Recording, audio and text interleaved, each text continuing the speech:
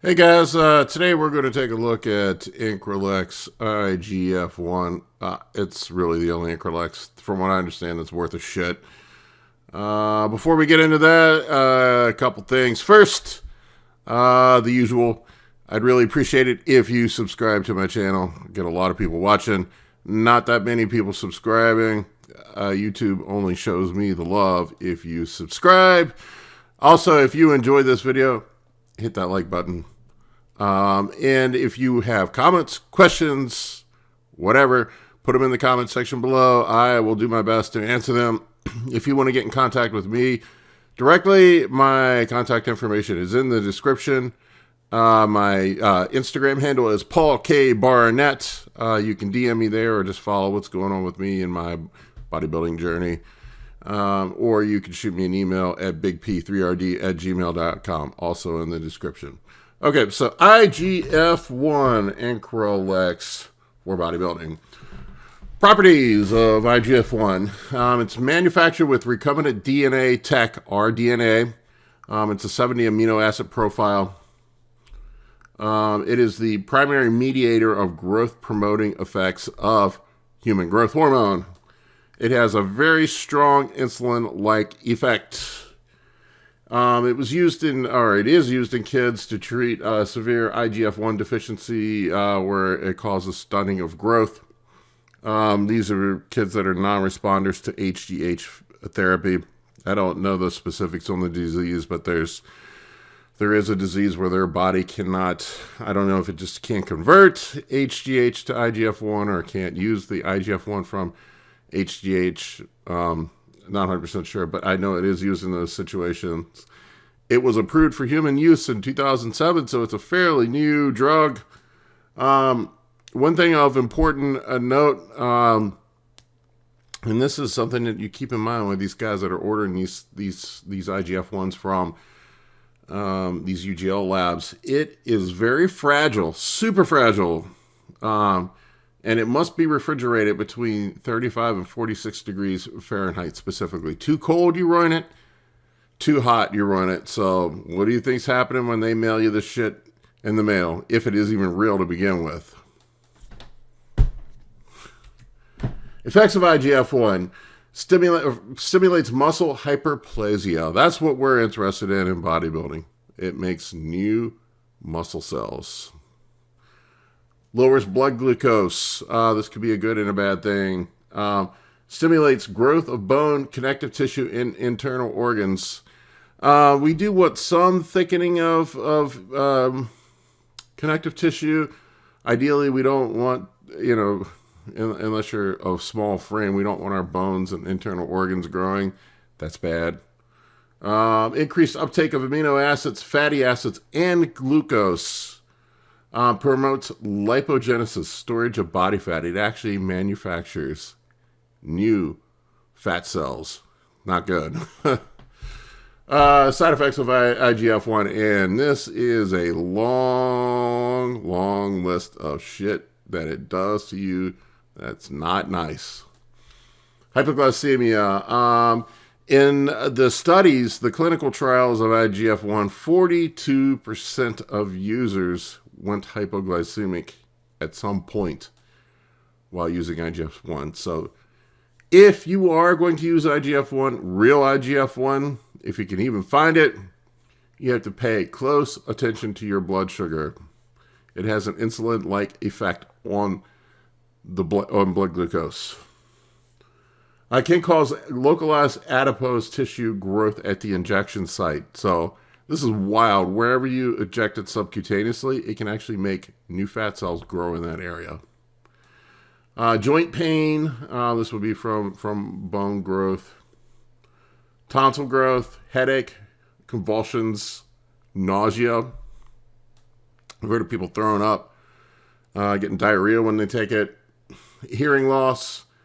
Elevations in ALT and AST, but it is evidently not liver toxic. I don't think they fully understand the actions of why it does that. It worsens your lipids, causes organ growth, causes heart enlargement, causes acromegaly,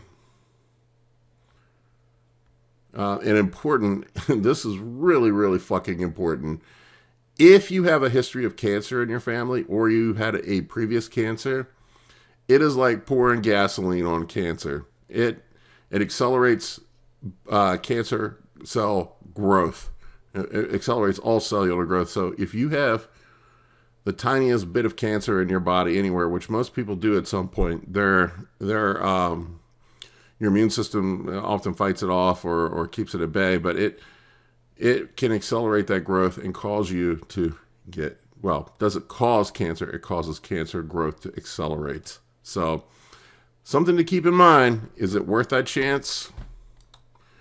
Bodybuilding uses for IGF-1, it is simple. Muscle hyperplasia. Out of the list of things that it does, that's really the only one that we're concerned about. We can control our blood sugar with more accurately and better with insulin, if that's what we want to get out of it. Half-life is 5.8 hours. I did not put dosing in here, to be honest with you. I couldn't find any good information on dosing for bodybuilding uses. I have never personally used it, so I don't have any experience with it. I am terrified as shit of it. I've had cancer before.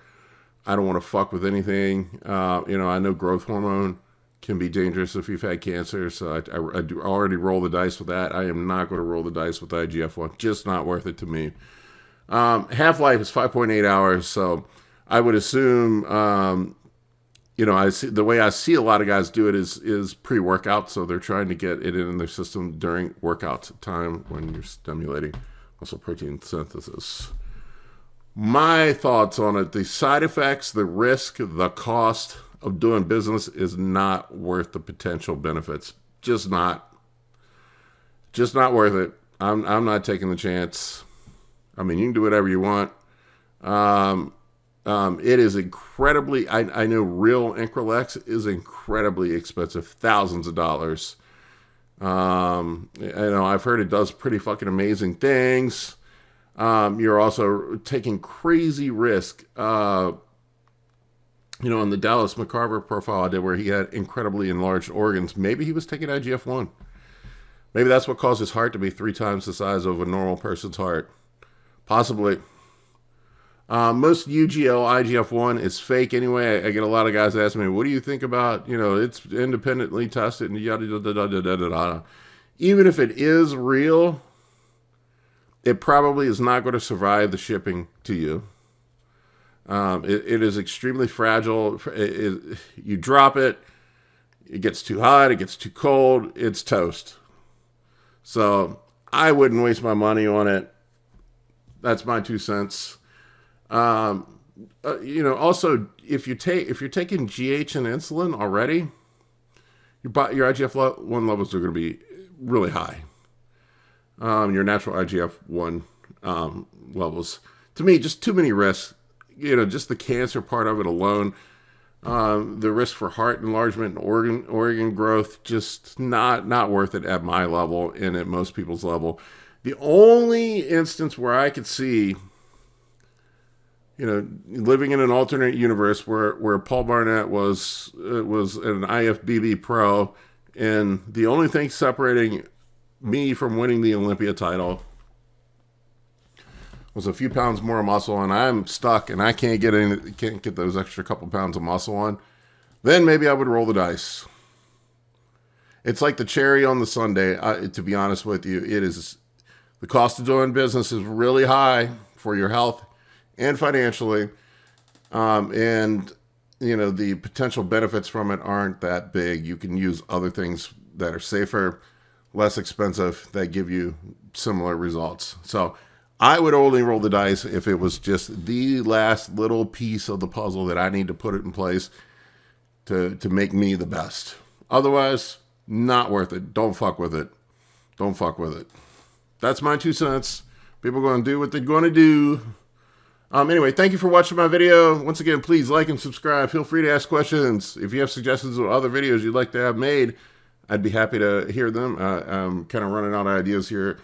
And please follow me on Instagram at Paul K. Barnett. Rock on, guys.